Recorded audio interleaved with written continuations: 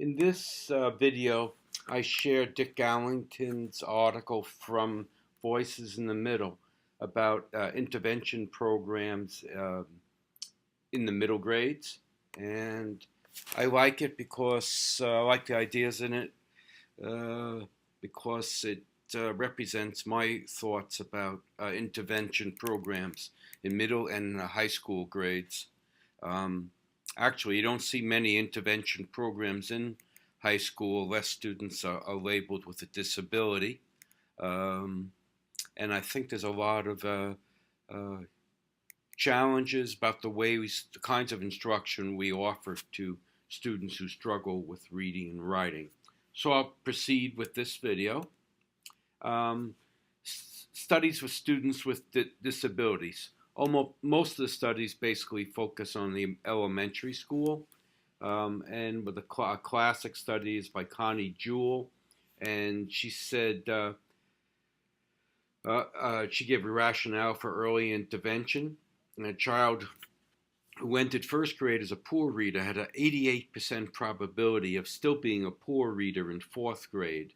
Phillips et al. Reported for readers who struggle in first grade, there's a 50% probability in sixth grade as well. We do know that when we provide instruction in useful comprehension strategies, older readers acquire those strategies and can become achieving readers, and I'll add writers. How many poor middle school readers? NAEP, National Association of Ed Progress, reports that 1/4 of eighth grade students perform the basic level of proficiency.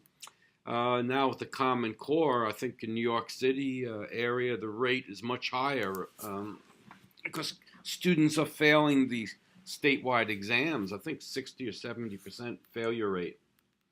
Allington talks that most intervention programs end at fourth or fifth grade. And middle school English language arts teachers have little preparation in teaching intervention strategies for students who struggle in reading. Most English teachers in the middle and secondary grades are very knowledgeable about the literature and how to critique literature and analyze it, but they haven't received instruction on how to help students comprehend and repair their understanding of what they read in those grades. So Allington reports no one is providing any reading instruction of the sort that research indicates might develop reading proficiency.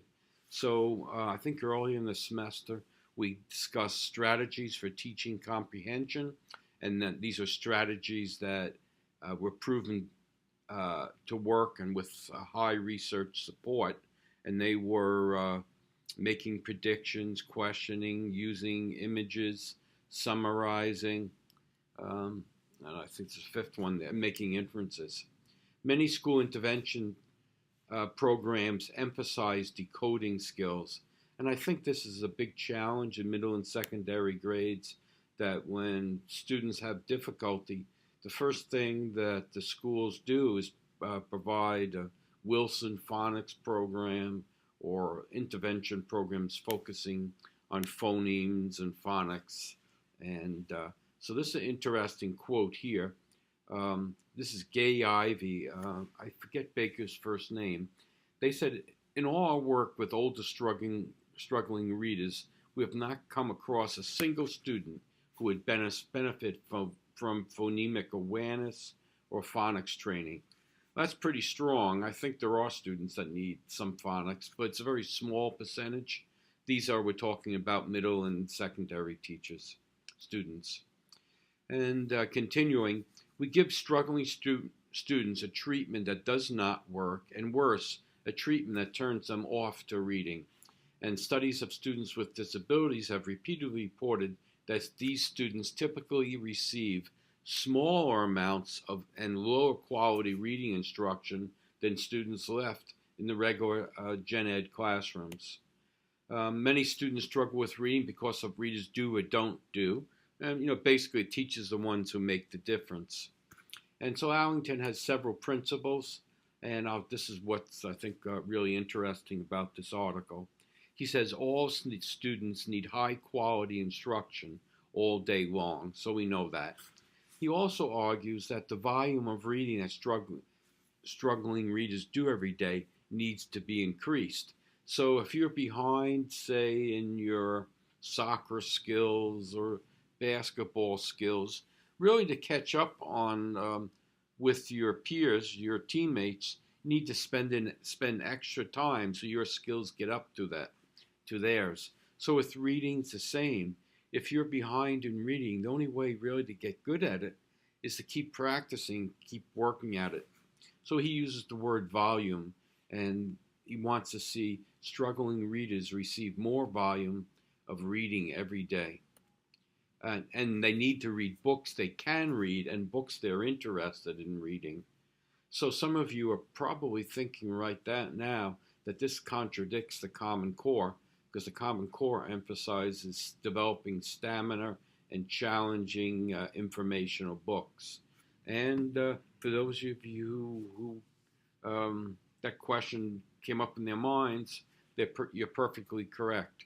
There's a real disconnect in what research says about the level of reading that will support students' engagement and understanding and what the Common Core is asking. And so Allington recommends, it's now clear that high success reading is the most powerful sort of reading activity that would improve struggling readers.